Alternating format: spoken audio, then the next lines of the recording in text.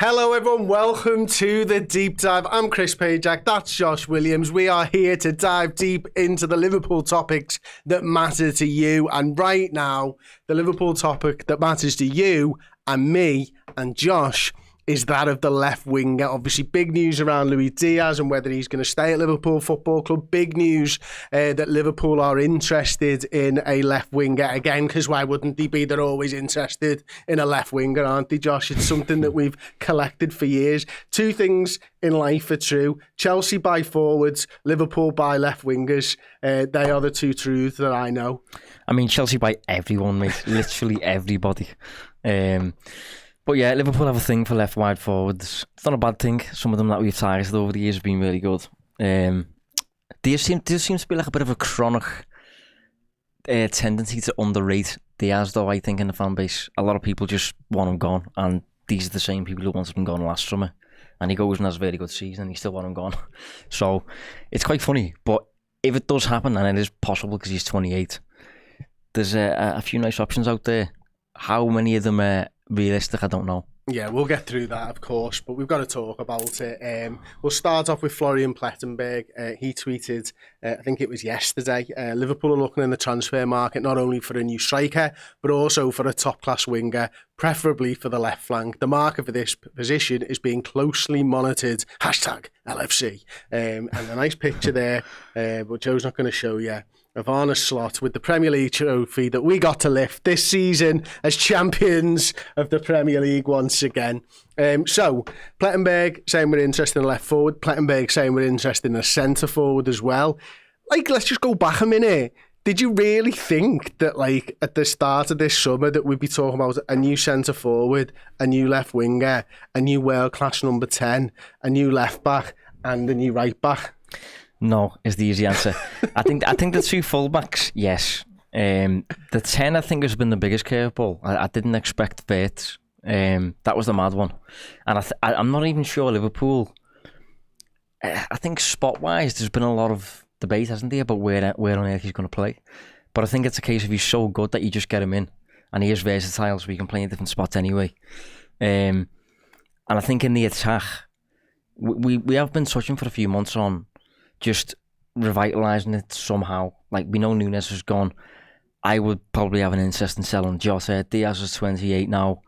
Chiesa didn't get any minutes. So there's... Oh, that's unfair. He got about 14. Yeah, he got about 14, yeah. All 14 minutes. But I think there's scope, though, for a little rejig here and there. So, I don't know. I still don't think it'll happen, if I'm honest, because I'm not sure where Diaz goes if he leaves. I mean, how plausible do you think it is that there's actual movement there? Hey, listen, I'm not gonna give you my answer. I'm gonna tell you what Sky Sports News are reporting. Liverpool forward Luis Diaz wanted by Bayern Munich, adding to interest from Barcelona and Al Nassr. Liverpool rejected an approach from Barcelona for Diaz earlier this month. Colombian international is also interested in Saudi Pro League club Al Nassr. The 28-year-old has 2 years left on his Reds deal. Now, apparently, Bayern Munich have entered the race and are looking at Luis Diaz as well. Now, that one seems, if the interest is genuine, like somewhere that Diaz would probably quite like to play football. Obviously, they've signed the left winger offers relatively recently in Sadio Mane as well. But they're looking for somebody, and they don't mind every now and again enforcing a group of youthful players with a bit of an experienced head, a la Harry Kane a couple of years ago. Yeah, it is a popular spot at the moment. Chelsea have needed a player over there as well. They're in the process, I think, of signing Jamie Gittins from Borussia Dortmund. Bayern Munich were getting linked with Nico Williams, but he's made his preference for Barcelona known, so they've kind of pulled out of that a little bit. Bayern Munich also getting linked with Cody Gakpo. I've seen links with Martinelli. So they're obviously keen to upgrade that spot. I can see why Diaz is an option, because he's reasonable with the wages because of the wage that he's currently on for Liverpool. So in theory, they could go a little bit heavier on the price and give us a decent transfer fee. Liverpool would then sell a 28-year-old and then in theory potentially be able to get in someone who's a few years younger. And then you sorted them for the next couple of years. Whereas Diaz has currently got 2 years on his contract. There's this weird rumour that, like, you know, Liverpool have no interest in extending, but Diaz wants a pay rise.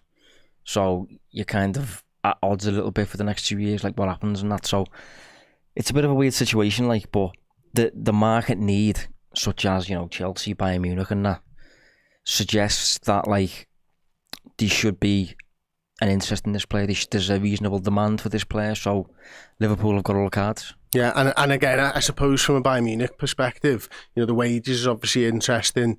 The fee isn't astronomical either for a player of his class, is it? I suppose because of the 2 years left on his deal, you'd maybe be looking at somewhere around the 70 million mark.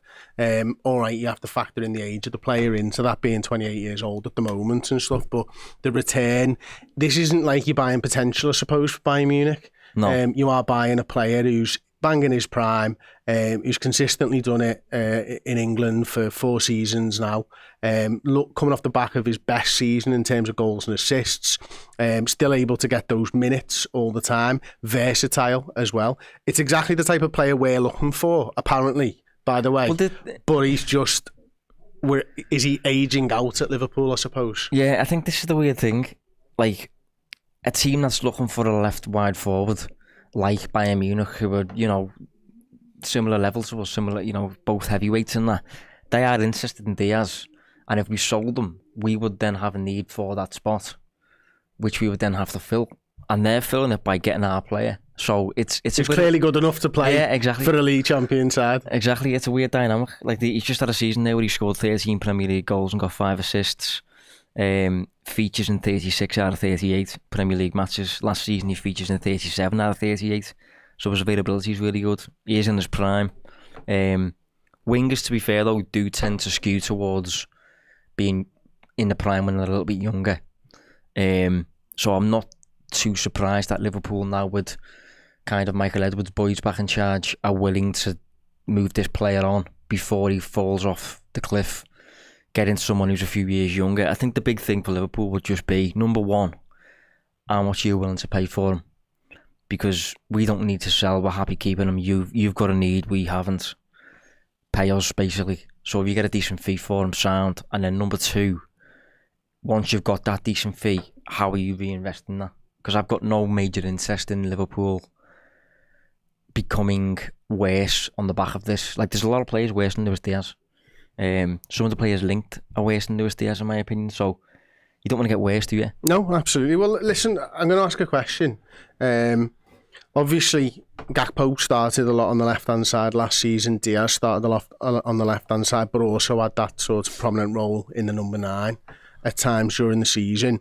Could it just be that the value of the deal, if it was £70 million, represents good money for Liverpool, solves a problem in that they need to probably sign him down to a new contract or look elsewhere, but also maybe Gakpo's slot's preferred option, and that Diaz, if we sign a centre forward, which we probably want to do this summer, would become a bit of a bit part player, then entering next summer with a year left on his deal at 29 years old. You may be looking at £30 million. Is this just an opportunity where Liverpool might be looking at transfer market and going, well, he might not be first choice for slot next season and his value is going to go down? Is it being smart?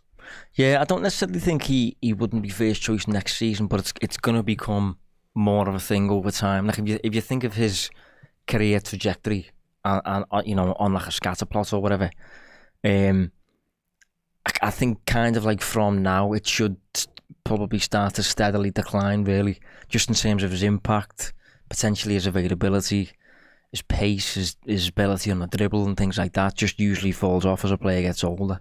You get the odd little player who conflicts with that, like Robin, for example, was a late peaker for a wide player. But yeah, I think the price that you've just mentioned there, it does make sense objectively. I think Liverpool paid about 40, was it? For him? Something like that. 35 even, 35, or something like that. 40, yeah. To get 70 or something like that, you know, you've got the player's prime and you're getting paid double what you paid for him. So it is in theory great business. It would just be a case of, though, let's say you get 70. What does 70 then get Liverpool? Is the question for me, because I'm not sure, as important as Gakpo is, I'm not sure Liverpool would want to go into next season with Gakpo as the only option out there. Maybe Wirtz is viewed as an option out there. You know, we've touched on that as a possibility, but I think Liverpool would replace him. Not necessarily with a striker. I think that would come separate. I think we'd need another player for the left hand side. So what does 70 million get you? That's the big question. I suppose another thing to look at it is this isn't guaranteed that Liverpool are going to sell. Liverpool, there were rumours a couple of weeks ago that Liverpool would be quite happy for him to play out the next 2 years of his contract and then leave on a free, age 30 years old. And Liverpool might view that as good business because of the small transfer fee that they paid, the best years of his career at Liverpool, winning things with us, obviously, being an integral part of the team, and then waving goodbye. Doesn't represent good business from the outside looking in because you could get a transfer fee for him. Is this Liverpool just going, do you know what, Plettenberg, we're looking at left wingers. We're looking at left wingers because Bayern Munich, Al Nassr and Barcelona are sniffing around our left winger. We might just be, could it be that we're just doing due diligence? Yeah, possibly. You know, there's no major need to sell. I think when it comes to the price that you paid for him initially, and crucially the wage that he's earning, he is paying you back on the pitch. So a lot of stupid clubs in this position would give him a new contract because he's playing well. You deserve a pay rise, and then you have him contracted until he's 32. But Liverpool just don't need to. Liverpool are in the power position. It sounds a bit harsh, but if anything, Diaz's camp have been stupid. Diaz's camp have been the silly ones here because they've arguably underrated his value. He's currently earning less than what he probably should be earning based on his returns on the pitch. So why in theory would Liverpool give him a rise? Why would they give him a new contract? They just don't have to. Simple as that. He signed the contract. Yeah, they've got him until he's 30. After 30, you're probably not going to want him. Up until he's 30, you're not paying him that much. And the transfer fee that you did pay was perfectly reasonable. So, just don't move. But from Diaz's side, it's not ideal because you want that big contract. You want to get paid. You want your form to be Or maybe his repaid. last big contract. Yeah. So, I can see the conflict there. And, I can see why it's a bit of a crossroads point maybe for himself and the club at the moment. Absolutely. So I suppose it begs the question then, if Liverpool do decide to move Luis Diaz on and receive a bid that they find acceptable, then what type of players, first of all, would Liverpool be interested in? I go back, and I've said it a few times over the last sort of couple of months, about this Paris Saint-Germain game in the Champions League, and the way that they played with the pace that they had. Like, that's really high on my priorities for a left-sided player now, is just to bring that speed and reinvigorate that forward three. Yeah, well, we watched a season now of Slot's game, and a lot of it is about just really clogging the middle of the park, between the width of the penalty box right the way up the pitch. You kind of put everyone there except your two wide men, basically. Now can we visualise that then? Well, that could. The thing is, though, it could definitely change next season because you've got Kerkez and Frimpong in. So you have wider options there now, a fullback, which was not really the case this season gone. So it remains to be seen if it's going to keep happening. But certainly with Feyenoord, it was very it was super narrow. Everyone's in the middle of the park. I used to visit once. It's a shame we can't get it up, but you'll have Gakpo stood there. Everyone else is there, including the opposition. The opposition have to also get in these spaces to accommodate almost what Liverpool are doing. That creates the one-on-one out wide. Slot's game has always been heavy on the one-on-ones, even dating back to his time at Feyenoord. So generally speaking, a slot wide player, if there's such a thing, is usually quick, good on the dribble, capable of maximising them one-on-ones, probably can finish the move for you, creative, can get to the byline, that just general really good winger stuff. That's why I've questioned whether Wirtz is that guy, because Wirtz is decent on the dribble, but he's not that dribble merchant who will run at his man, get to the byline, cut back or shoot. He's more of a connecting, he just floats around the pitch, things like that. So the two big things that different between Wirtz and a winger, Wirtz and a winger for me. That was so good, wasn't it? The two big things that are different. Just title this video, sign a winger. Wirtz and a winger, that's fucking class. The big difference for me is I think of wingers as sort of proactive dribblers, and I think of Wirtz as not quite, maybe reactive's not quite the right word, but you know what? Everyone who's played football will understand this.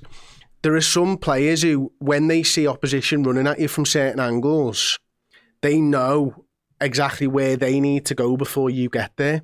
And like almost like slalom in between players based on what everyone else is doing and like 4 people around you.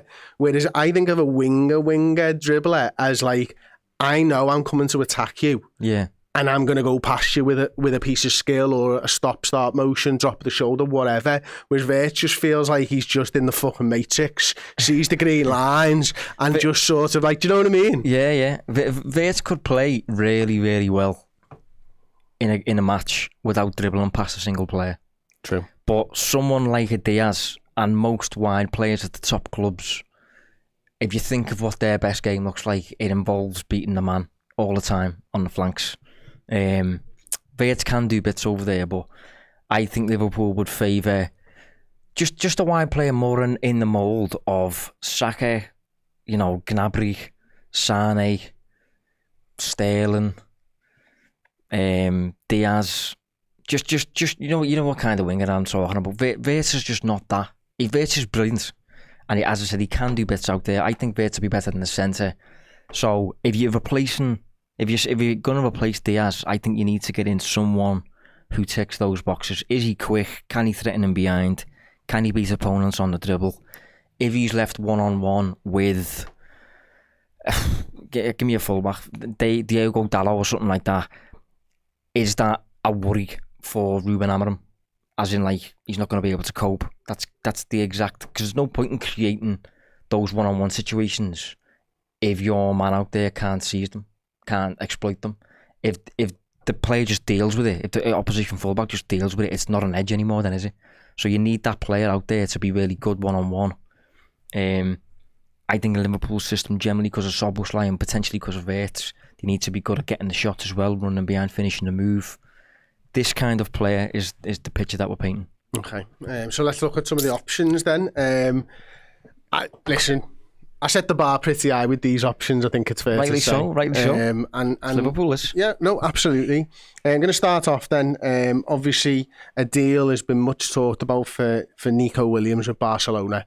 So we're going to start off with him. Having a thing about Nico Williams, let's just cover some of the basics off before we get into it. He's 22 years old. He's rumoured to already be on £200,000 a week.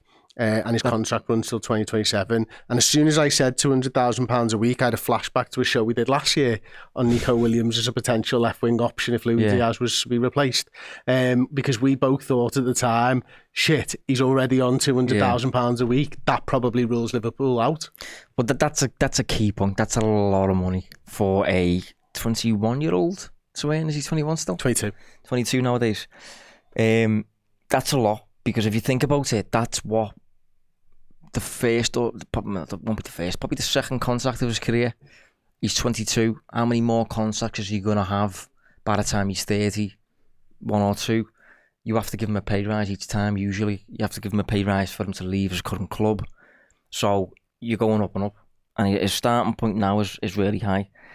His release clause, I think, is about 60 million. 62 million. Yeah, well, that's... And that's euros. Yeah, well, that's reasonable. He's worth more than that.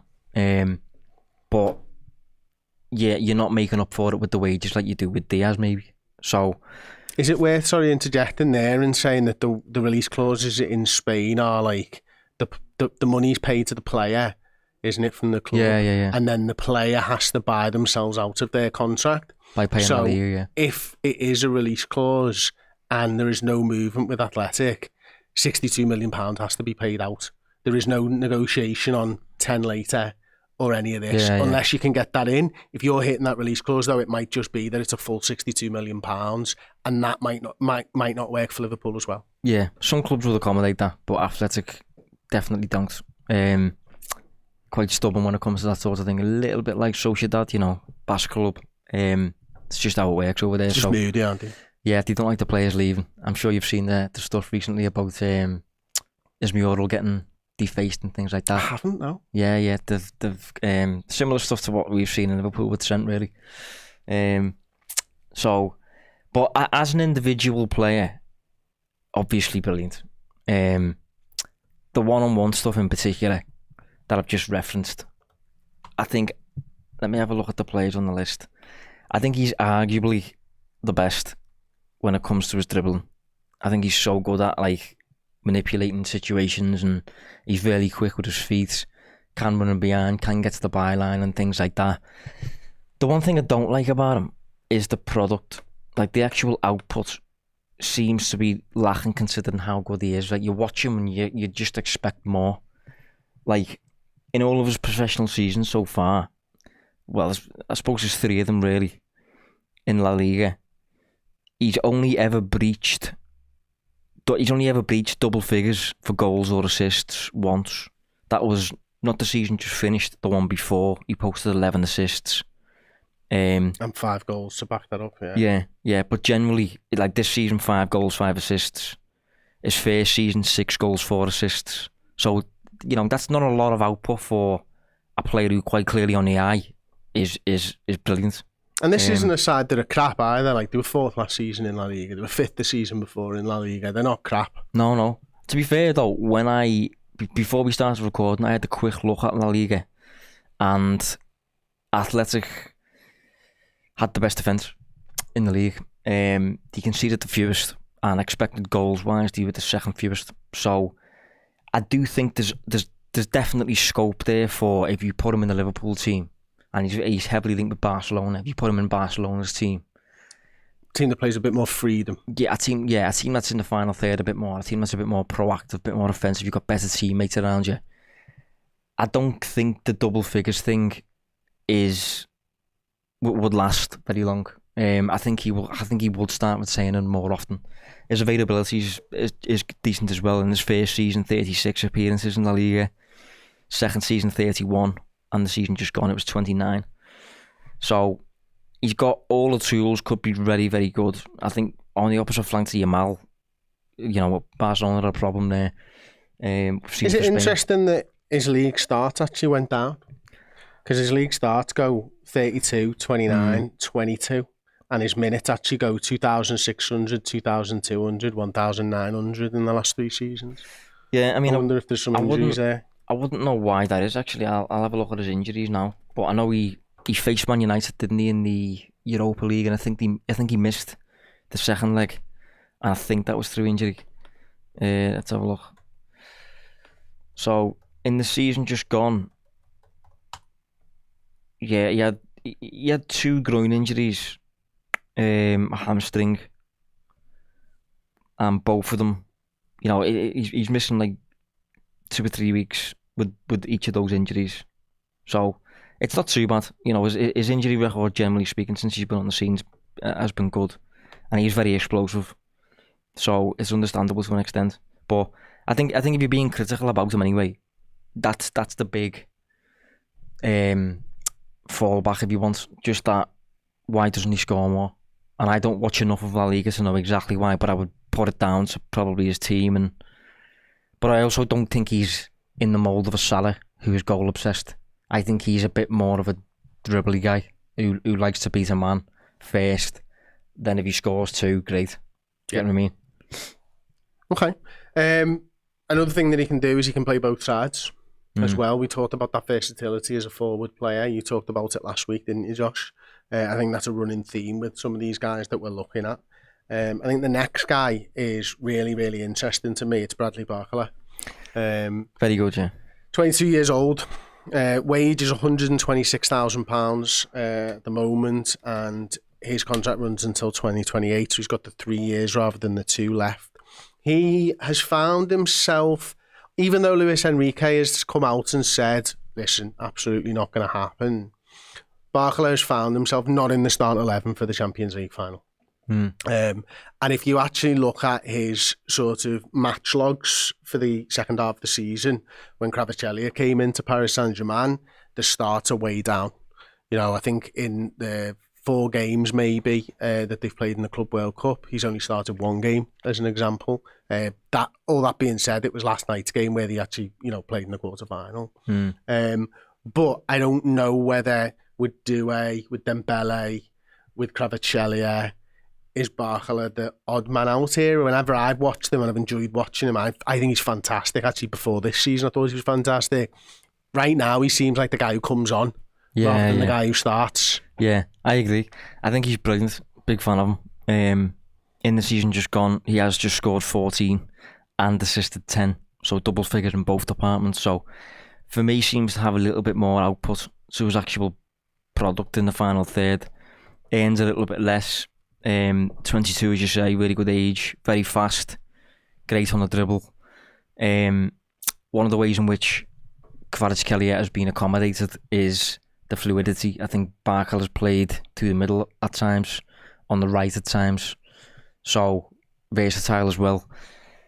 Just very, very good. I think PSG did the right thing to buy Kvaratskhelia, obviously, because it's ultimately won the Champions League and that, and you need options and stuff. But I do think at the moment, Barcola might be bottom of the pecking order. Yeah. And you could argue he's too good to be bottom of any pecking order, really. And it's not, but it's not like if he comes in at Liverpool, he's in an immediate guaranteed starter, really. He would be up against Gakpo in the same spot. So, you know, you could flip a coin there or you know, horses for courses type thing, depending on whether he's suited or not. But if he's on the market, I would absolutely have an interest in him, 100%. But crucially, I don't think he is, and that's the thing. Like, we are touching on options here. The first two that we've touched on, Nico Williams, heavily linked with Barcelona, seems to prefer them, seems to want to go there, and Barcola, I don't think yet we're at the point where PSG would sanction a sale, and I don't think we're at the point yet where he would kick up a fuss and say this isn't good enough, because it's only been 6 months since Kvaratskhelia come in. So probably both unattainable, but nevertheless both very, very good. Okay, next player, a little bit closer to home in that he is actually a homegrown player, and a Liverpool fan, and Curtis Jones' best mate. And he's got lovely long flowing blonde hair, and his name of course is Anthony Gordon. Josh, 24 years old. I'll do the same sort of stats that I did about all the players. 150k a week, contract till 2030 at Newcastle, heavily linked last summer. By all accounts, there was a deal agreed verbally with Newcastle that involved Joe Gomez. It involved about 75 million quid. I can't remember if it was Joe Gomez and a bit of money, or it was 75 quid and Joe Gomez. Either way, Liverpool, when they stay interested in players for a long time, don't they? Yeah. And this is a deal that, you know, I think a lot of fans would like. As I say, he's 24 years old. They had the PSR issues last summer, didn't they? They managed to sort them out with, was it Swapsy? Did Newcastle do in the end, which is fun. Good that you can do that. Like, you've got your stickers in the yard, swap, got, yeah, etc. Beanio. I wish they'd have Beanio'd Anthony Gordon, but they didn't, and he's homegrown and he'll cost a lot of money, but he's a really good player, Josh. Yeah, do you know what though? Like, you just mentioned there that a lot of fans would like this, would want to see this, but I also think there's a lot of fans that wouldn't, you know. Really, yeah? From what I've seen, he splits opinion a little bit. A lot of fans, from what I've seen, don't really see it with him. And to be fair, you know, he's 24, so he's 2 years older than Nico Williams. He's 2 years older than Barcola. Still young though. And if you look at his numbers, like, you've only got to have a quick glance at his FBref there. Yeah, it's not like shite. Yeah, shite. It's ordinary. Yeah, it looks relatively ordinary. In the season just gone, he scores 6, assists 5 in the Premier League. Finds himself a little bit out of favour towards the back end of the season because Harvey Barnes is playing so well and Jacob Murphy's doing well on the opposite side. I think you put a lot of stock in the previous season for me, where he scores 11 and assists 10. And then on top of that, you say he is homegrown. Liverpool are selling Kelleher, they're selling Kwanzaa, potentially Ben Doka's on his way. You know, Trent has already gone, so there's a bit of a need for that. I also think he's very, very fast. I think when it comes to running in behind, he's up there with the absolute best of them in, like, the whole of Europe. He's constantly running in behind, constantly posing a threat. I think when you give him the ball in those one-on-one situations out wide, he does just run at his man. Doesn't always beat him, but then he'll do it again 2 minutes later. He'll do it again 2 minutes later. So he's definitely a dribbler. I think I can also see him as well. With Nico Williams, there's a slight doubt in the back of my mind that he will ever be much of a goal scorer. But with Gordon, I think Gordon does have that. Gordon does strike me as someone who could become a little bit in the Mane Salah mould where they, they're constantly scoring over, like a Jarrod Bowen almost, like someone who's constantly scoring goals every season, about 10 or 15 every season or something like that. Not quite obviously the same level, but I can see all sides with Gordon. I don't think it's great that he's coming off a bit of a normal season. But from a Liverpool perspective, you could argue it is, because you may be getting for less than he would have cost last year. The contract 2030 though. Yeah, to be fair, that's longer than I thought. And he's earning a bit more than I thought as well, 150 grand a week. I mean, the goals thing from last season is an interesting point, because obviously Isak put a lot of his injury issues aside this season. I think he starts 34 games this season, but he starts like 27 last season. And I just wonder whether it was maybe a bit of a knock-on impact of not having Isak in the side as well. Obviously, Gordon did play at times through centrally last season.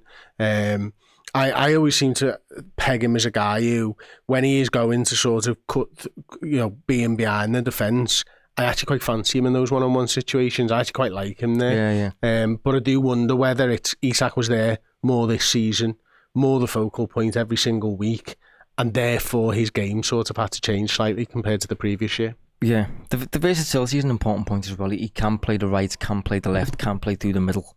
So very, very versatile. There's a lot to like with him. I can see him being on Liverpool's radar, and I can picture him playing for Liverpool and just doing pretty well. I can picture him being very Diaz. He even works really hard, against the ball, like pressing and things like that, tracking back. It would kind of be like signing Diaz, but 4 years younger, I think. And I think that, the numbers that Diaz returned this season, I think it was 13 Premier League goals, 5 assists. Gordon got 6 and 5 this season for Newcastle. I think in fewer minutes, and obviously in a worse team. I think if you put Gordon in Liverpool, I think it would be roughly at Diaz level of return. Yeah. But you've got an extra homegrown player. You've got an extra 4 years on his age. It's a lot of money though to get him out of Newcastle. Well, this is why it comes back to whatever someone's going to pay for Diaz. It's a case of like, we will sell him, but get your wallet out. And if you're not willing to go to the cleaners to pay for him, we can't go and get Gordon. So we're all right. Yeah. Okay, we'll move on then. A bit of a random shout, really. It's Rafael Leao, at AC Milan, obviously 26 years old now, so a little bit older than the other players that we've looked at so far. He's on 123,000 a week, give or take, and he is contracted until 2028. According to the Liverpool Echo, earlier on in the summer, Rafael Leao has already given Liverpool transfer green light as 109 million contact made. And it goes on to say here, Liverpool are reported to have made first contact with Milan over the summer signing of winger Rafael Leao. It comes amid newfound speculation of the futures of Luis Diaz and Cody Gakpo. This was about a month ago. To be fair, these rumours have sort of died down a little bit now. The price tag is frightening. I think it's totally fair to say for Rafael Leao. And I don't think he's had as good a season as he had the season before. I think AC Milan struggled a little bit last season, didn't they, Josh? Yeah, well, or Leao certainly did. He is good though. Like he is a good player. I mean, I think he'll have been roughly on Liverpool's radar for a good few years now. It's just never really happened where the move has been made. But if you look at his profile, he's got lots of attractive qualities. Like he's just under 6'3" for a start, despite being a really tricky winger. And his level of returns generally has been really good. Like there's a season where did Milan win the Serie A in 21-22? Yeah. So in that season, he scored 11, assisted 10. In the following season, he scores 15, assists 8. Then in the following season after that, it's 9 and 9. Very close to double figures in both departments. So he's one of them who scores and creates for others. Fast, runs in behind, loves to dribble. He can be a little bit frustrating where he ends up he doesn't really lift his head, and he ends up running down alleyways, cul-de-sacs, things like that. I'm trying to think of a comparable player like that who maybe no. I was going to say Sane, but Sane, maybe Sane when he's on the opposite side to where he wants to play. Sane can be a bit like that. But yeah, Leao's always been like on the cusp of being properly elite, but maybe ever so slightly fallen short of that. And he's 26 now. So at 109 million for a 26-year-old, heavy. Is that what they're quoting? That's what that quote was, yeah. And one thing he said, actually talking of quotes, he said Premier League. I think every player wants to play in the Premier League because it's a very competitive league. So he's sort of left himself open. And again, that versatility comes to the forefront. Maybe not quite as good on the right-hand side, but can play the 10, can play the centre-forward, can play that left-hand side as well with Rafael Leao. Yeah, I definitely think you want him here, though. Oh, absolutely. And the stuff that we've touched on earlier in the show about the one-on-ones out wide, I think you'd be cooking if you had him out there with that. You'd be what? You'd be cooking. Okay. You're not having that, no. Okay. Just, yeah. I don't know if I can get away with it. But yeah, good player in that. But I think if that was ever going to happen, it would have happened a few years ago. And I think one of the reasons it didn't is because he went to Milan, signed a long deal, relatively high wage, that sort of thing, and Liverpool went and got a bit more of a cost-effective option in Diaz instead. But he is good though. Okay, let's move on then. One that excites, and I'm sure it will excite everybody, but it's probably behind the sky. Rodrigo, Real Madrid, 24 years old now. Moved to them in was it 2019, 2020, something like that? I think he's been there a while now. 240 grand a week, contract till 2028, can play in all three positions. There's a theme here, by the way. Not starting every game at the minute is Rodrigo. Big fee, you'd imagine, to get him out of Real Madrid, especially if we charged him 10 million for a lad who had a month left on his contract. Different to the rest of the options, though, because probably his best position is that right-hand side.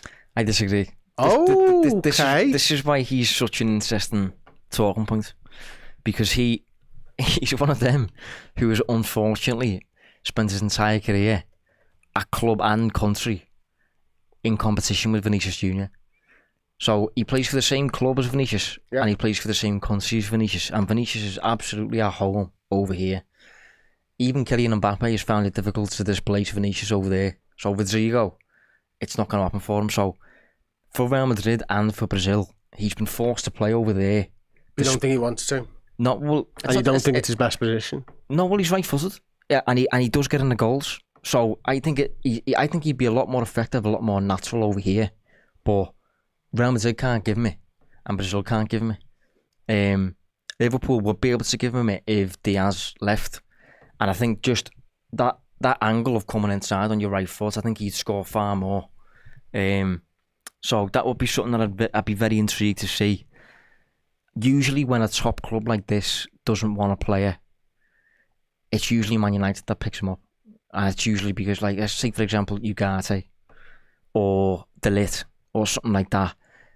Those are red flags, because they've been at a heavyweight club and it hasn't worked. I think in Rodrigo's case, the explainer is Vinicius, yeah. You can put a lot of it on Vinicius. And I don't think it hasn't worked either. It just hasn't.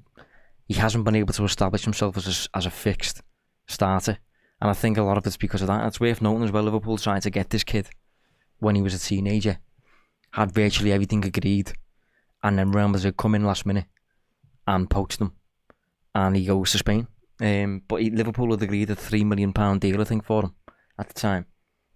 Didn't end up happening. So, but going back to that Edwards thing of once you're on the list, you stay on the list. He until you're 27. Yeah, until you're 27. Yeah. To be fair though, how old was Shaqiri when we got him? Oh, come on. And Chiesa. Okay. Honestly, Liverpool, you never forgotten about it on Anfield. Let's see his goal return. Yeah, well, again, I'd expect a little bit better. I think it would be better on the left side playing for Liverpool. 6 goals and 5 assists in the season just gone. 10 goals and 5 assists season before. 9 goals and 8 assists the season before that. I'm talking strictly league only here, by the way. But I think if he became available, there should be absolute interest in him in the Premier League. Chelsea should have went there. They've got Gittins, so they probably won't. Although you never know with them. Arsenal should be all over it. Arsenal should be all over it if he comes available. And if Diaz goes, Liverpool should be on top of it as well. How much are you thinking? I'd be uncomfortable going beyond 70. But, I mean, if you could get him for 70, you'd be pulling a fucking deal out your arse. Do you think that's too ambitious, do you? Yeah. Do you? Let's have a look at his contract. I'm fucking I'm on 109 for Leão. See, what I don't like is his wages. Wages is a joke. You shouldn't be on that wage, like. 240, 3 years left. Yeah. It's going to be a huge... to be honest, looking at that, it looks like it's not even possible. So have another 3 years on your contract, so you're chatting like at least 70, probably. And then he's on, you know, not far off Salah's wage, probably there. Like, I mean, that's more than Verts just signed on. I reckon that's one of them ones where you go, you're going to have to stay on about the same. That might be one of those, you know, this is your last chance at a big club type of thing. You're not getting the game time that you want at Real Madrid, but your wages have gone high, and quite honestly, right now, you're not deserving of them. Yeah. Luckily for Liverpool as well, because of that past where we nearly signed them, and we've just signed Verts, we are the reigning Premier League champions as well. You'd like to think that if it was Liverpool and Arsenal going for him, maybe Liverpool would have enough scope to basically say, like, listen, you got to come here, mate, but we won't pay you as much or something like that. But it could be like, you know, going back a few years when you've had like Alexis Sanchez choosing Arsenal over Liverpool.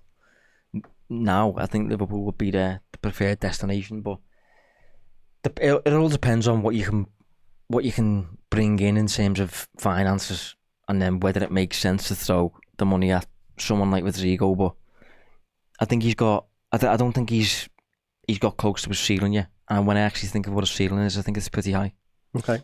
I love his Instagram. I've just found it on the FB rep, and I had to click on it because obviously it says Rodrigo goes, but I read it as Rodrigo goes, and I thought that was well funnier, to be honest with you. So there you go. See, we're getting this is a proper deep dive, people. Yeah. We're getting into Instagram names, Instagram accounts. Who else does that? Rodrigo goes. It's Rodrigo goes. Mental. One more then. I want to take a look at a comparison of these numbers with Diaz over on FB Ref as well. So let's just take a quick sort of look. What I've done is I've compared essentially the 6 players, Barcola, Williams, Gordon, Leão and Rodrigo goes with Luis Diaz. I'm going to turn the per 90 metrics on. In terms of goals per 90, Barcola comes out on top with 0.58, Gordon bottom 0.22. In terms of assists, Barcola comes out on top 0.41 to Gordon bottom 0.19. Goals and assists, Barcola obviously comes out on top. Interestingly then, it's Luis Diaz is second with 0.67 goals and assists. Then it's Leão 0.62, Rodrigo goes on 0.51, Nico Williams on 0.45 and Anthony Gordon bottom. Progressive carries per 90, Barcola number 1, Nico Williams number 2, Rodrigo goes number 3, I'm going to stop that now, Leão number 4, Gordon number 5 and Diaz number 6. Progressive passes, Rodrigo, Luis Diaz, Barcola. I mean, Barcola comes out on top in most of these categories here. Yeah, well that's why he is a numbers guy, but he's playing in France for the best team by an absolute mile. And probably the best team in the world as well. Yeah. It also happens to play in France. Who was tough for take-ons then? Did you do take-ons? No, take-ons aren't there, are they? They would be on possession if you go down. Because that's obviously a key metric for down the slot with them one-on-ones out wide. Attempted. No, Nico, successful. Success rate. Leão, then Diaz. Just successful per 90. Nico, Leão, Rodrigo, God, I can't even say it now. Diaz, Anthony Gordon and Barcola last. Barcola's last, is he? Yeah. That's a surprise. Yeah. But I think those are all in isolation really good individual players who I think you could argue, like, if they're on the pitch for anyone on that left side, you have to worry about them. they are dangerous, quite obviously. So, all within their own right for different reasons. Options, if you want, but just gradually as you kind of go through it one by one, it's a little bit, you know, there's reasons here and there as to why it might not happen. Some of them are really expensive. Would Liverpool go down the route of someone who's cheaper, a little bit younger, and consequently more unproven? Someone like Fofana at Leon, who I've seen us linked with, but, you know, nowhere near as proven as an elite European player as they are, and Liverpool should be shopping for those players. So it's going to be really interesting to see what happens there. Yeah, and again, I think it all, as we said sort of at the start, really, it does really relate to what happens with Diaz. If there's no big come in, I can see Diaz being here, and Diaz deserves to be mentioned alongside those players as well. And I think it's important to remember that, isn't it? Because of he's on their level. Yeah. You know, there is like, look, for me, I sometimes you watch a player and you fall in love with the way they play, don't you? That is Barcola out of those names for me. I absolutely adore the way he plays football. I adore quite a lot of the way that those PSG players play. I think Doué's amazing as well. Like, I think everyone's in love with Kvaratskhelia, but I really enjoy Barcola. So hopefully Liverpool do something big. They are the Premier League champions, as mentioned, but they don't need to do the business, and that's a good position to be in, I suppose, isn't it, Josh? So yeah. Kvaratskhelia was the one. Yeah, that would have been the one that got away. Yeah, that would have been great. That, but PSG have given him a crazy wage, I think, and that's they costed them for a while, and that. So it's just one of them. But if all of those players were free agents, we would be sat here talking about Diaz as an option, and I would be sat here saying he's a bit too old though. That's why we're getting good wages though. Yeah. Well, you can get them for cheap. Yeah. There you go. Then that is the deep dive for this week. We'll be back next week. Same time, same place, I think it is next week. So yeah, thank you very much for joining us. Don't forget to like the video, and yeah, subscribe to the YouTube channel. See you soon. Ta-ra.